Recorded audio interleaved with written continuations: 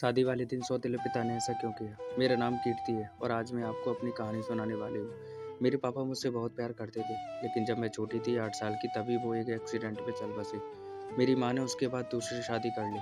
सच बताऊँ तो मैं नहीं चाहती थी कि मेरी मम्मी ऐसा करे, लेकिन उस समय अकेली औरत, छोटी बच्ची इसलिए मेरी माँ ने शादी की। मुझे मेरे सौतेले पिता बिल्कुल भी पसंद नहीं थे, मैं उन्हें पापा भी नहीं कहती थी।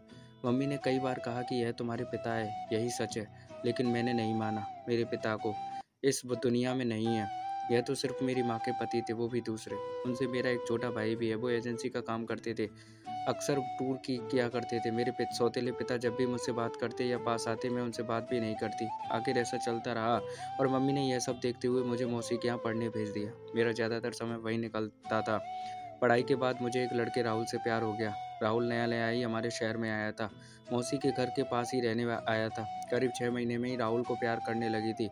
मैंने सोच लिया था कि शादी उसी से करूँगी। वो उम्र में करीब मुझसे 5 साल बड़ा था, लेकिन प्यार में यह सब कहाँ देखा जाता है। मैंने मेरी माँ को बता दिया था कि मैं राहुल से शादी करना चाहती हूँ।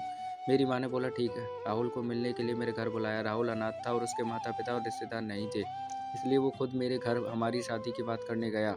मुझे बस मेरी माँ की ही हाँ चाहिए थी। पिता से मुझे कोई मतलब नहीं था, लेकिन वो भी वहीं थे जब राहुल आया था। माँ को लड़का पसंद आ गया, मैं खुश थी। राहुल चला गया और मम्मी भी कुछ काम से बाहर गई। जब मैं घर में अकेली थी तब मेरे सौतेले पिता मेरे पास आए, बोले तुम उस लड़के से शादी नहीं करोगी। मैंने कहा आपसे किसने पूछा, चले जाइए यहाँ से। मैं वहाँ से जाने लगी।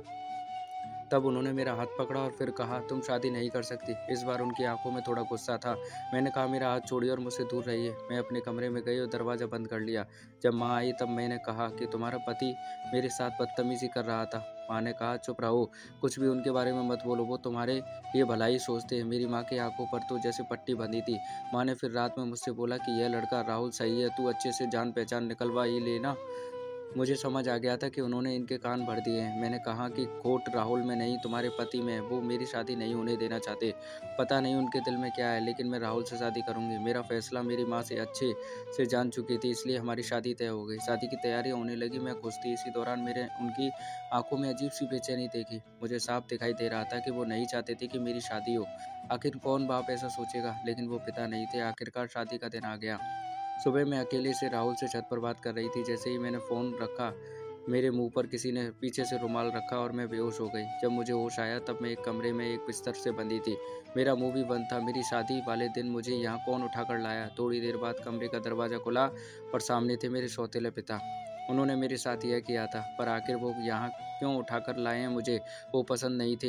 लेकिन वो इस हद तक गिरेंगे मुझे नहीं पता था। ऐसा तो मैंने उनके बारे में कभी नहीं सोचा था। यही सब सोच रही थी तब वो बोले तुम्हारी शादी उस लड़के से नहीं होने दूंगा। वो खाना लेकर आए थे। उन्होंने मेरा मुंह खोला और मैंने कहा कि क्या चाहते हो? तुम मेरी शादी से इतने परेशान क्यों हो? मुझे यहाँ बांध कर क्यों रखा है?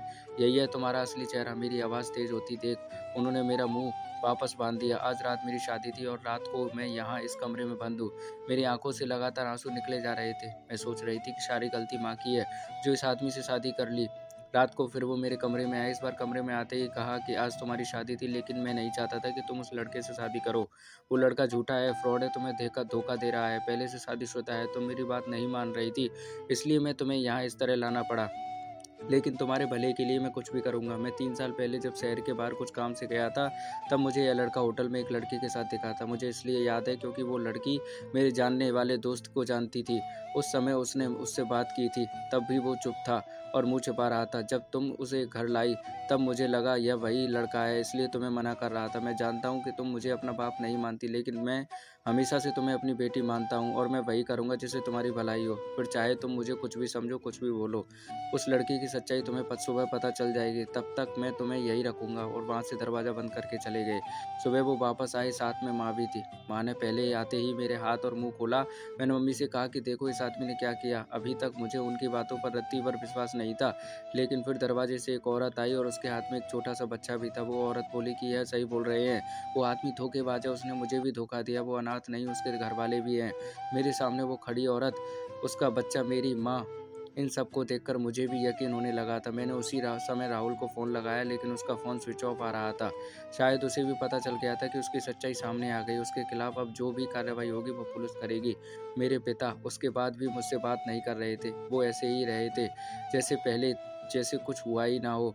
5 दिन बाद उनका बर्थडे था। मैंने पहली बार केक बनाया और उन्हें सरप्राइज़ दिया। उन्हें हैप्पी बर्थडे पापा बोला। मेरे ऐसा बोलते ही उनकी आंखों में आंसू आ गए। इतने सालों से दबा रखे थे शायद। बोले, बेटा बस अब मुझे ज़िंदगी से कोई शिकायत नहीं है, मुझे कुछ नहीं चाहिए। तूने मुझे पापा कहा, बस इतना ही काफ़ी है। तब मुझे समझ आया कि मैं कितनी कच्ची हूँ इंसान पहचानने में। घर में मेरे सामने मुझे इतना प्यार करने वाला पिता थे, उनका मैंने कभी सम्मान नहीं किया और बाहर उस राहुल की झूठी बातों में आ गई। मेरे पिता ने ना सिर्फ मेरी लाइफ बचाई, बल्कि मुझे यह भी बताया कि कितनी गलत थी मैं। तो दोस्तों, पिता पुत्री की कहानी आपको कैसी लगी कमेंट बताइएगा। अच्छी लगी तो लाइक शेयर ज़रूर कीजिए। थैंक यू दोस्तों।